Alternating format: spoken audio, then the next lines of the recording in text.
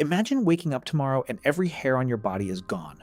No jacket, no sunscreen, no protection from the sun or the cold or insects or anything. You would probably think your chances of surviving just got much worse, so why did evolution do exactly that to us? Because somewhere between 1.5 and 2 million years ago, that is precisely what happened. As a species that was covered in thick protective fur lost almost all of it relatively quickly in evolutionary terms, and for a long time nobody understood why, because by every obvious measure, losing fur should have made early humans more vulnerable, not less. The answer is stranger than most people expect. It starts with a hunt, not a quick explosive chase like a cheetah, but something no other predator on Earth does, because early humans on the African savanna could not outrun their prey, since a gazelle, an antelope, or any animal humans needed to eat could sprint away within seconds. But early humans had something those animals did not. They could sweat.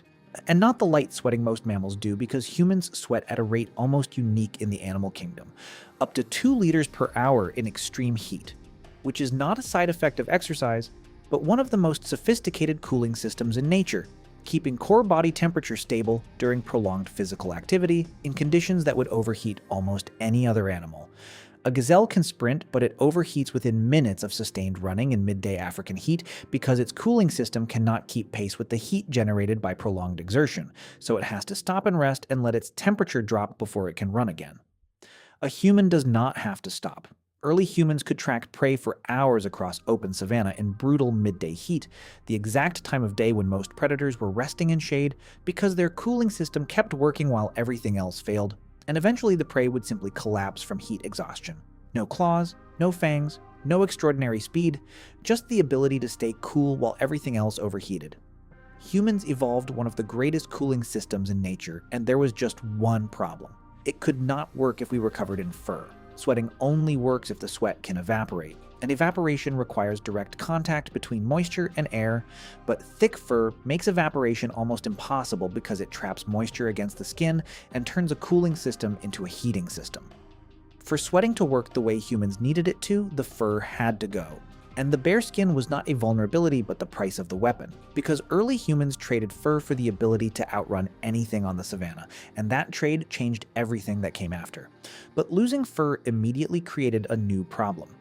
In equatorial Africa, bare skin means direct exposure to ultraviolet radiation at intensities that damage DNA and dramatically increase the risk of cancer, and fur had been providing UV protection for millions of years, and now it was gone. The solution was melanin, the pigment that absorbs and disperses UV radiation, and as humans lost their fur, the exposed skin rapidly evolved high concentrations of melanin, so that the melanin became the new fur, at least as far as sun protection was concerned. This is why human populations that evolved near the equator have the highest concentrations of skin, melanin, and why populations that migrated to lower light environments over tens of thousands of years evolved less melanin, because in lower light environments, melanin blocks the UV rays needed to synthesize vitamin D, which creates a different survival problem entirely.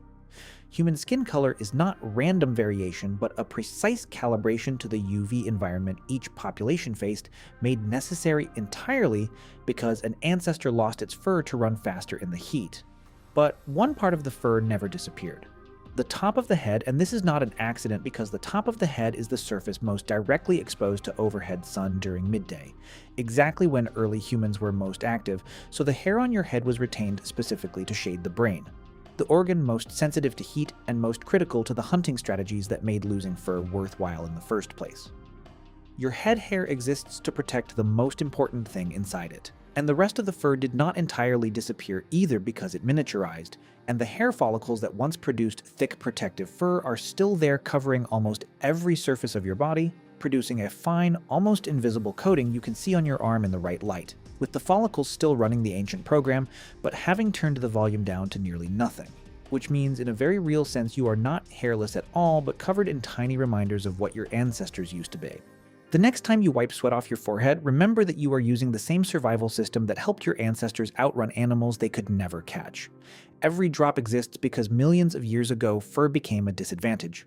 Your ancestors made a trade: fur for sweat, protection for endurance, the familiar for the extraordinary. And because they made that trade, you are here.